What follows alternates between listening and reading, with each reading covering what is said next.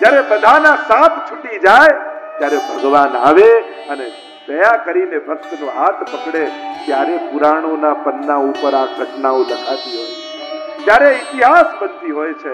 એટલે એવી આશા ન રાખતા કે તમે બોલાવો એટલે દોડશો, પણ તમને ખરેખર જરૂર હશે ને ત્યારે એ દોડશે. તમે ભટકતા રહેશો તો બેઠો રહેશો, અને તમે એના ચરણે બેસી જશો ને તો એ તમારા માટે દોડવા લાગશે.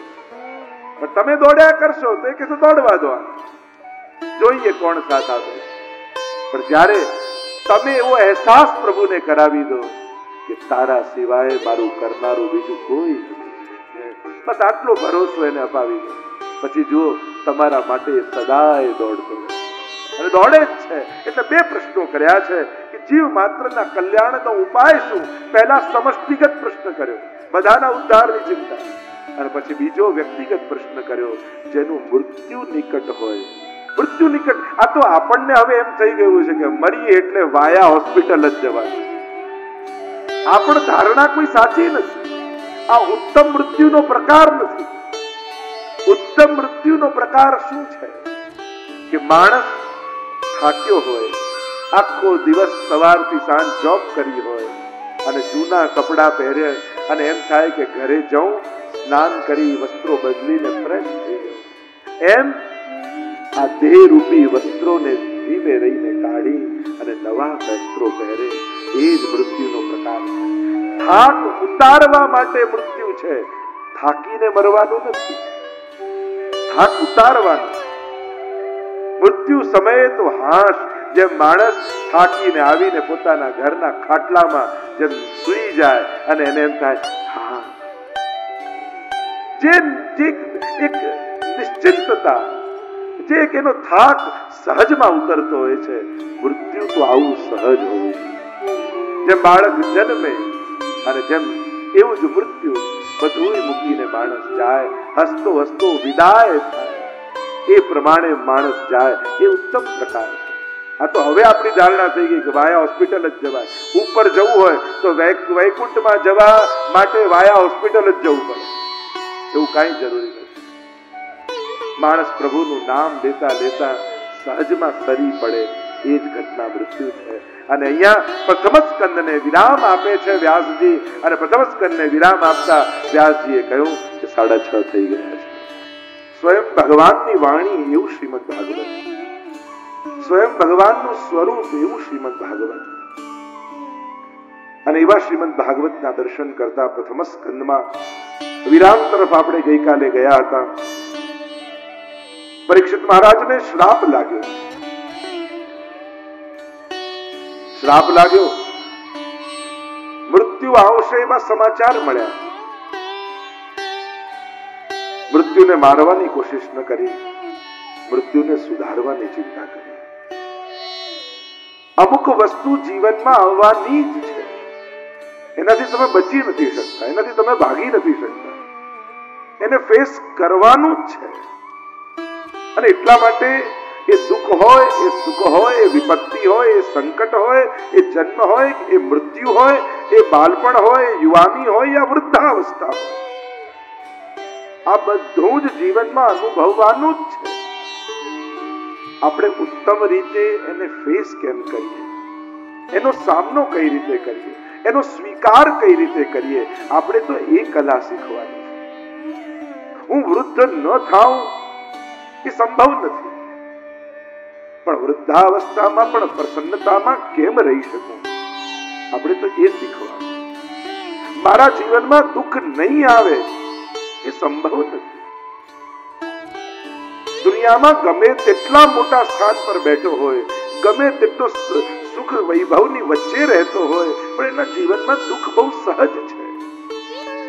નહીં આવે એની મહેનત નહીં કરવાની, આવે તો શું કરવાનું, કેવી સમજણ રાખવાની, કઈ રીતે એને ફેસ કરવાનું, શીખવાનું તો એ છે. એમ જ મૃત્યુ જાત સહી ધ્રુવો મૃત્યુ, ભગવદ ગીતામાં ભગવાનના વચન છે. આવવાનું જ છે, બધાને આવવાનું છે. પણ મૃત્યુ સમયે મારે મારા જીવનની અવસ્થા, મારી સમજણની અવસ્થા, એ મૃત્યુને મહોત્સવ માની જેમ યુવાનીનો સ્વીકાર કર્યો, જેમ વૃદ્ધાવસ્થાનો સ્વીકાર કર્યો, એમ મૃત્યુનો પણ ઉત્સવ માનીને સ્વીકાર કર્યો. અને એટલા માટે કેટલીક બાબતો જીવનમાં બહુ સહજ છે, પણ એ સહજ રૂપે આવતી ઘટનાઓને ન સ્વીકારવાને કારણે અસહજ બની જાય છે. એનું રૂપ વિકૃત અને ભયંકર બની જાય છે. મૃત્યુ એક વાર મારે છે, પણ મૃત્યુનો ભય રોજ માણસને મારે છે. દરેકને કોઈ ને કોઈ પ્રકારે મૃત્યુનો ડર લાગે છે. મૃત્યુ તો એક જ વાર મારતું હોય છે માણસને, પણ એનો ભય કેટલી વાર મારી છે. એટલે કે મૃત્યુ કરતા પણ મૃત્યુનો ભય વધારે ભયંકર છે. દુઃખ માણસને અમુક વાર જીવનમાં આવે, પણ દુઃખ આવશે એનો ભય કેટલી વાર આવે છે. દુઃખ કરતા પણ દુઃખ આવવાનો ભય વધારે મોટો ને ભયંકર હોય.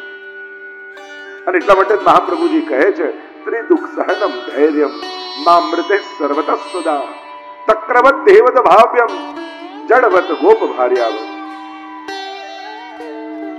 ત્રણેય પ્રકારના દુઃખો સહન કરવા. એ આદિ ભૌતિક, આધ્યાત્મિક, આદિ દૈવિક આવવાના તો છે જ, પણ હસતા મોઢે એનો સ્વીકાર કરો છો કે નહીં? અને જે દિવસે ભય જતો રહે છે એ દિવસે દુઃખ નાનું થઈ જાય છે. જે દિવસે ભય જતો રહે છે એ દિવસે મૃત્યુ પણ નાનું થઈ જાય છે. જીવન મોટું બની જાય છે. જીવન મોટું ને મૃત્યુ નાનું.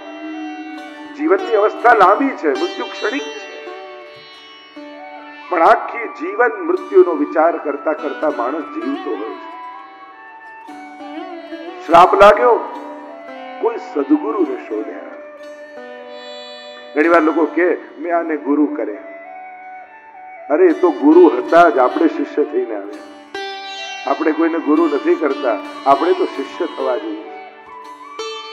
પણ અનુકૂળ ઉત્તર મળે એવા જ ગુરુની શોધમાં ચાલશો તો ક્યાંક ગુરુના નામે પણ છેતરાઈ જશો. ઘણી વાર અનુકૂળ જવાબ ન મળે એને કારણે લોકો ગુરુ બદલી નાખતા હોય, કારણ કે મેં ધાર્યું તો એ તો કહ્યું નહીં.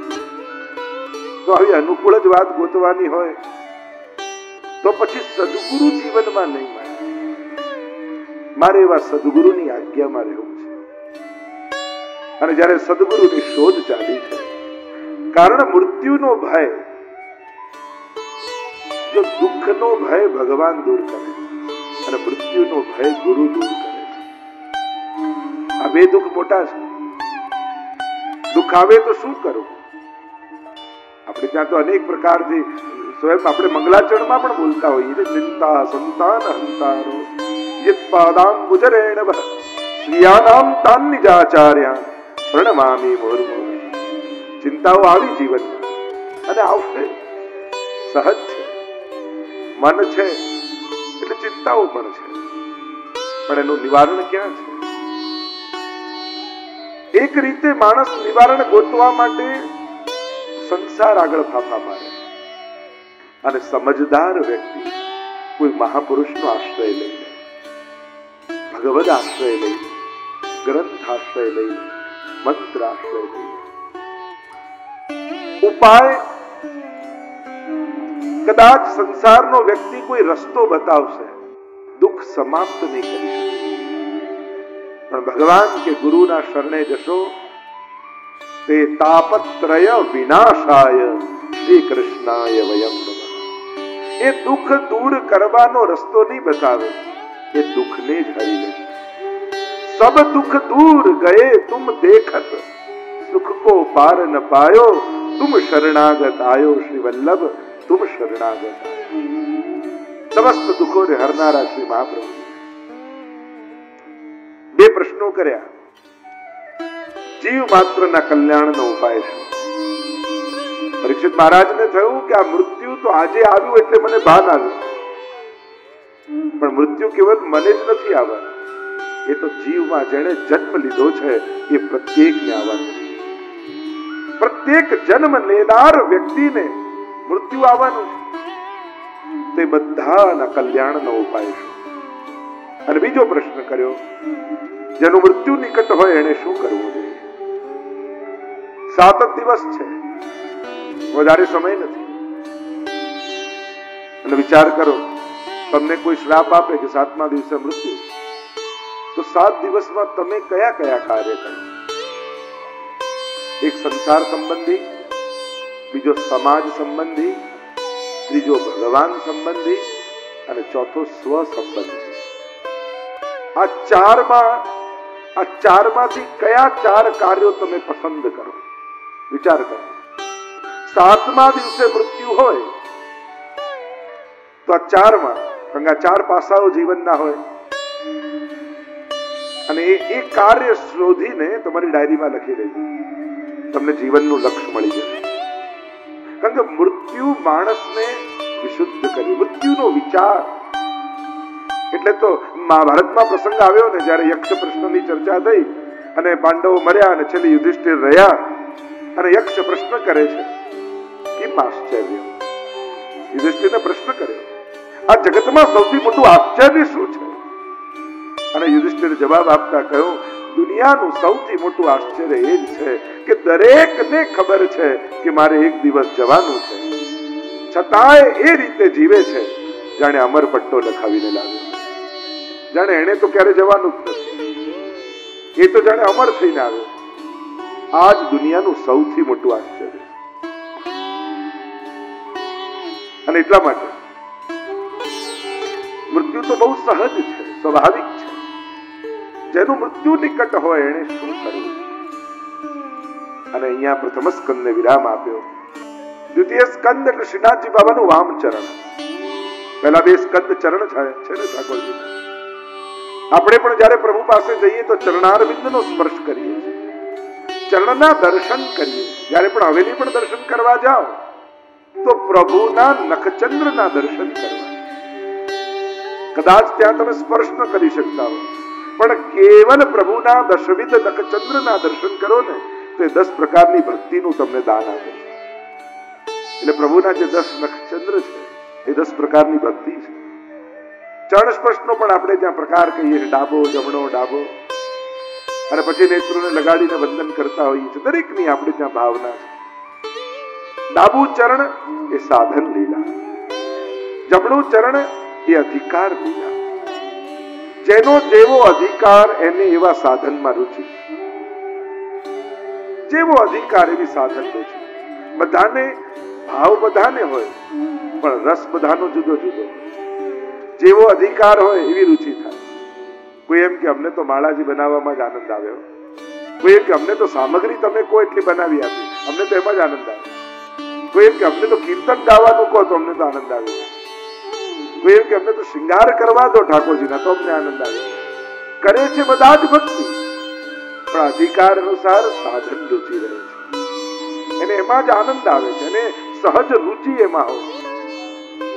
એટલે તો મહાપ્રભુજીએ 3 પ્રકારના જીવની સૃષ્ટિની જયારે વાત કરી પુષ્ટિ પ્રવાહ મર્યાદા ભેદ નામના ગ્રંથમાં, ત્યારે મહાપ્રભુજી આજ્ઞા કરે છે કે પ્રવાહી, મર્યાદા અને પુષ્ટિ સૃષ્ટિ